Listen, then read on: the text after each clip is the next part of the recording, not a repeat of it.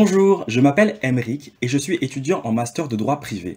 Je suis heureux de vous présenter le troisième épisode de mon podcast, En l'espèce, un podcast axé sur le droit et ouvert à tous. L'escroquerie est un délit tristement en vogue.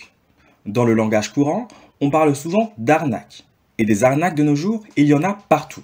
Si on s'en réfère aux chiffres donnés par le ministère de l'Intérieur, il en ressort que le nombre de victimes d'escroqueries et infractions assimilées a augmenté de près de la moitié sur la période 2012-2019. En 2012, on comptait environ 243 000 victimes et en 2019, 359 000 victimes. En 2021, le constat n'a pas été meilleur. Au contraire, c'est de pire en pire, avec une hausse de 15% des escroqueries, après le plus 1% en 2021 et le plus 11% en 2019. On connaît plusieurs types d'escroqueries. Les escroqueries à l'assurance, à la charité, au chèque, bref, il y en a vraiment beaucoup. Les escroqueries d'hier ne sont plus forcément les escroqueries d'aujourd'hui. C'est un délit qui évolue et l'évolution d'Internet et des réseaux sociaux peut aussi expliquer pourquoi aujourd'hui on a une véritable explosion des escroqueries. Les escrocs sévissent par exemple énormément sur Instagram et Facebook. Vous l'aurez compris, le thème de l'épisode d'aujourd'hui est l'escroquerie. Sur ce délit, on pourrait honnêtement parler des heures et des heures. Bien évidemment, ce n'est pas mon objectif. Mon but avec cet épisode est de vous faire comprendre ce qu'est l'escroquerie en général, qu'est-ce qui le constitue et comment il est réprimé en droit français. Si c'est un sujet qui vous intéresse, il m'est tout à fait possible de l'aborder plus en détail dans d'autres épisodes. Je pense que ça pourrait par exemple être intéressant d'aborder l'escroquerie à l'échelle du monde des affaires. Avant toute chose, évoquons les origines de ce délit. L'escroquerie a été consacrée par le Code pénal de 1791. Aujourd'hui, on le trouve à l'article 313-1 du Code pénal. C'est un délit de ruse, c'est un délit d'action. C'est aussi ce qu'on appelle un délit complexe, c'est-à-dire que c'est un délit qui suppose la réunion de plusieurs faits constitutifs. Justement, voyons voir quels sont les éléments constitutifs du délit d'escroquerie.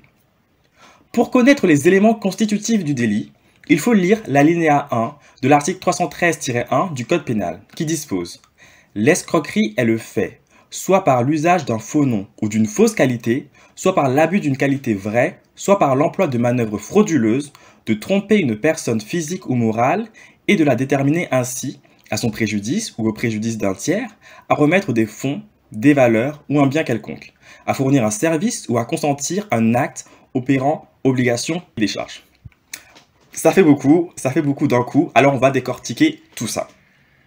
Premièrement, il faut qu'il y ait emploi de moyens frauduleux. Selon le texte, on vise plusieurs moyens frauduleux. Il y a d'abord l'usage d'un faux nom.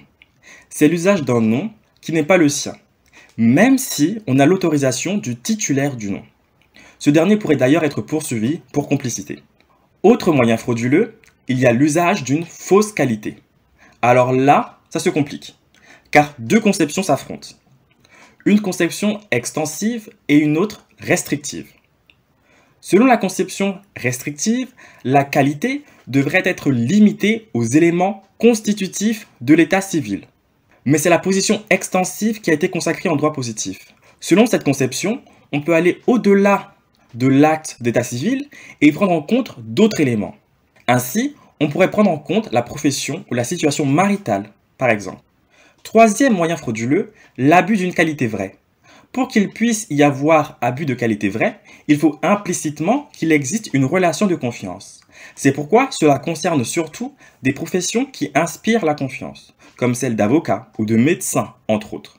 Ainsi, pour qu'on puisse parler d'abus d'une qualité vraie, il faut par exemple que l'avocat en question soit réellement avocat, pour qu'il puisse après en abuser. Quatrième moyen frauduleux, ce sont les manœuvres frauduleuses. C'est quoi des manœuvres frauduleuses ? Ici, on ne s'arrête pas au mensonge. Il faut qu'on donne une force et un crédit supplémentaire à ce mensonge, par le biais d'un élément extérieur. C'est un mensonge en fait qui est corroboré. Mais alors se pose une autre question. Quels sont les éléments extérieurs qui permettent de corroborer un mensonge ?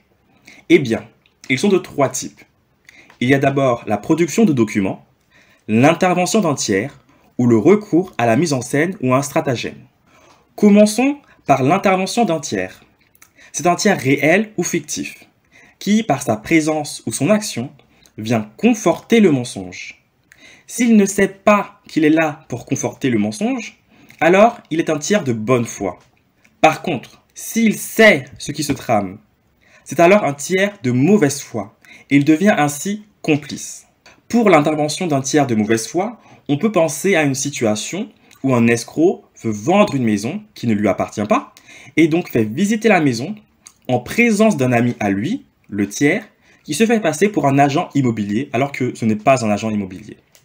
Deuxième possibilité, la production de documents. C'est la production d'un document qui ne doit pas émaner de l'escroc. Sinon, il s'agirait simplement d'une expression écrite du mensonge de l'escroc. C'est en fait un document qui est un élément extérieur qui vient confirmer le mensonge de l'escroc. Par principe, ce document émane d'un tiers, de mauvaise ou de bonne foi. Et il peut tout à fait émaner d'un tiers fictif, c'est-à-dire d'un tiers imaginaire. Pour un exemple illustrant la production de documents, on peut par exemple penser à la production d'un faux pass sanitaire.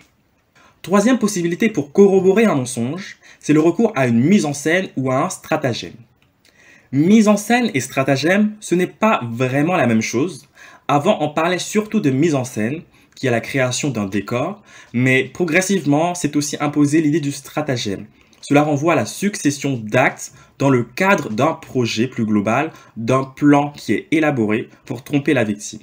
Pour illustrer la mise en scène, prenons un arrêt de la Cour de cassation du 25 mars 2015 sur le fameux jeu des gobelets. Je pense que vous voyez de quoi je parle. Le jeu où on met une balle sur un gobelet, la personne tourne un peu dans tous les sens et il faut trouver le gobelet qui contient la balle. Eh bien, c'est une escroquerie qui est assez connue. Elle vise surtout les touristes. Typiquement, aux alentours de la Tour Eiffel, on peut voir des choses comme ça. Donc, dans ce type d'escroquerie, on a de faux joueurs, complices de l'escroc qui misent. Certains perdent, puis un autre faux joueur vient, mise aussi, et là, jackpot. Il prend le pactole. Et c'est là, en voyant la possibilité de gain, que ça incite les vrais touristes à tenter le jeu.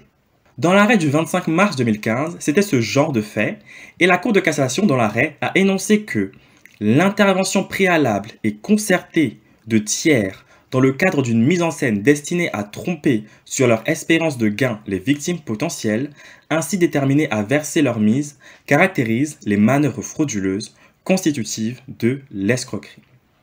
Poursuivons maintenant sur d'autres éléments constitutifs en reprenant l'article 313-1 du Code pénal. On a donc vu que l'escroquerie se fait par l'usage d'un faux nom d'une fausse qualité, soit par l'abus d'une qualité vraie, soit par l'emploi de manœuvres frauduleuses. Mais la finalité est indiquée par la suite du texte, qui indique que l'escroquerie est le fait de tromper une personne physique ou morale et de la déterminer ainsi, à son préjudice ou au préjudice d'un tiers, à remettre des fonds, des valeurs ou un bien quelconque, à fournir un service ou à consentir un acte opérant obligation ou décharge. On va y aller encore une fois étape par étape afin de bien comprendre. Déjà, il faut une erreur provoquée par l'escroc, comme l'indique le texte. Il faut tromper la victime, qui peut être une personne physique ou une personne morale. Comme l'erreur doit être provoquée, il faut que ce qui a été mis en œuvre par l'escroc, que le moyen frauduleux employé soit déterminant de la remise. En effet, l'escroc va par le biais des manœuvres qu'on a vues ensemble, tromper la victime avec pour objectif d'obtenir la remise de quelque chose. Ce quelque chose, justement, qu'est-ce que c'est? Eh bien, on parle d'objet de la remise. Ça peut être déjà des fonds, des valeurs ou un bien quelconque. Sur ces trois points, ça se comprend assez facilement.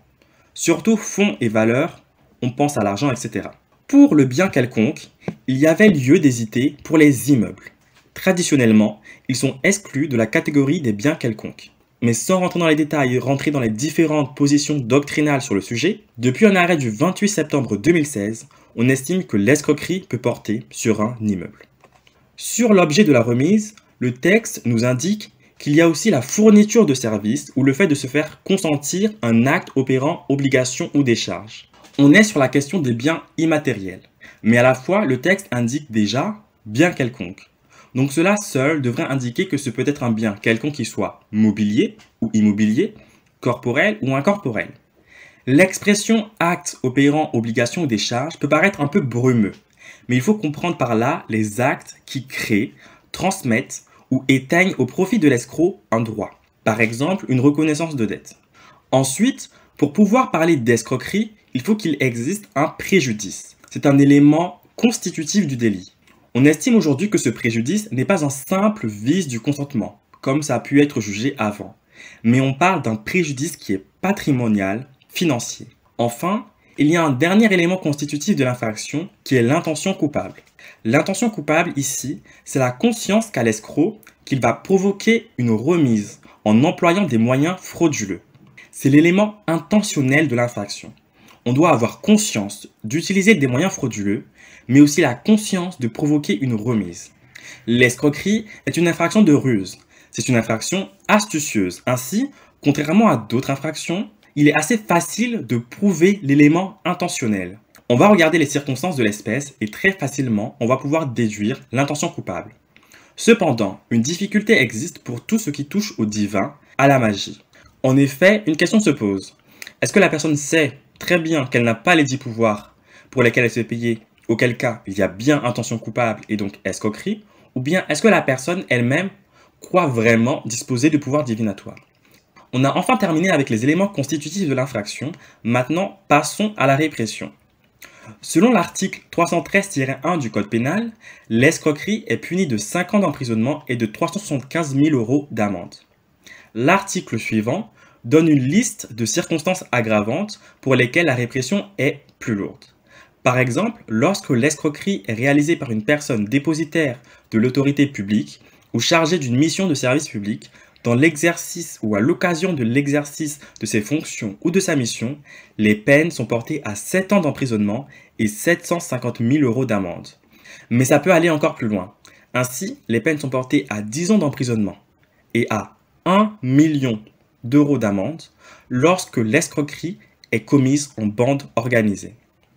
Pour vous donner des chiffres, en 2020, il y a eu 4 895 condamnations pour escroquerie et 3 779 d'entre elles sont des condamnations à des peines d'emprisonnement. Cet épisode touche maintenant à sa fin, j'espère qu'il vous a plu et que vous avez pu apprendre quelque chose. Si c'est un sujet qui vous intéresse, n'hésitez pas à me le faire savoir, je suis vraiment passé sur les détails et on peut approfondir sur de nombreux points. Pour ne pas rater le prochain épisode, abonnez-vous dès maintenant au podcast. Vous pouvez aussi me suivre sur YouTube et Instagram sous le pseudo En l'espèce. Je vous dis à très bientôt. Salut!